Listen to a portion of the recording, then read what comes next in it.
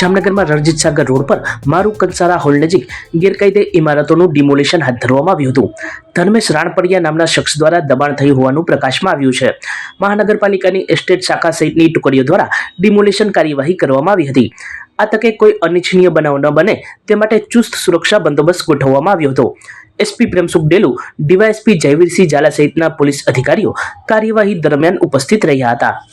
JMC દ્વારા જે ગેરકાયદેસર સડક અને બીજી બધી જગ્યા જે દબાણની કાર્યવાહી છે આ ચાલુ છે અને દબાણની કાર્યવાહી મહત્વપૂર્ણ જગ્યા અને શહેરના વચ્ચોવચ્ચ જે જગ્યા ઉપર છે તો આ દબાણની કાર્યવાહીમાં કોઈ પણ જગ્યાએ કાયદો અને વ્યવસ્થાની પરિસ્થિતિ ના થાય એટલા માટે આજે ડીવાયએસપી અને બધા જે ઇન્સ્પેક્ટર છે અને સાથે અહીંયા ચુસ્ત બંદોબસ્તની ગોઠવણી કરી છે અને જે પણ ગેરકાયદેસર બાંધકામ અત્યારે થયા છે આ પર જેએમસીની અત્યારે ડ્રાઈવ જે છે અને આ ડ્રાઈવને ગેરકાયદેસર બાંધકામ દોરવામાં આવે છે. જે કાયદેસરની કાર્યવાહી છે આ ચાલુ છે.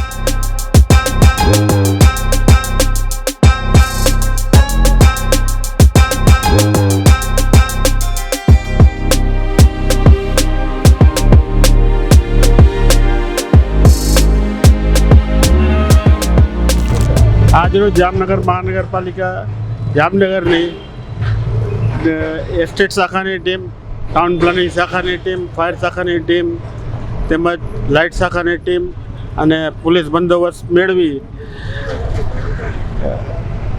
મધુ સ્કેર વુમેન્સ હોસ્પિટલની સામે જે ગેરકાયદેસર બાંધકામ કરવામાં આવેલ હતો ઓનર્સ ઓપન લેન્ડ ઉપર, એમાં અત્યારે ડિમોલેશનની કાર્યવાહી હાથ ધરવામાં આવે છે. કેટલા ફૂટ જગ્યા હતી ને આ બાંધકામ કોનું છે ને શું છે? આ બાંધકામ ધર્મેશભાઈ રાણપરિયા દ્વારા કરવામાં આવેલ હતો.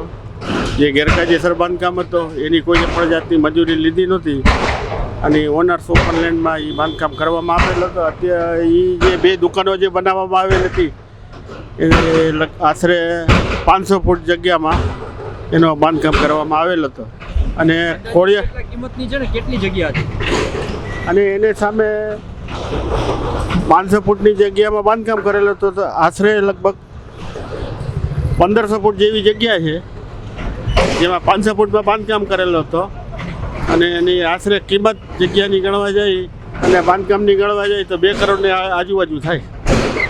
અમિત શાહ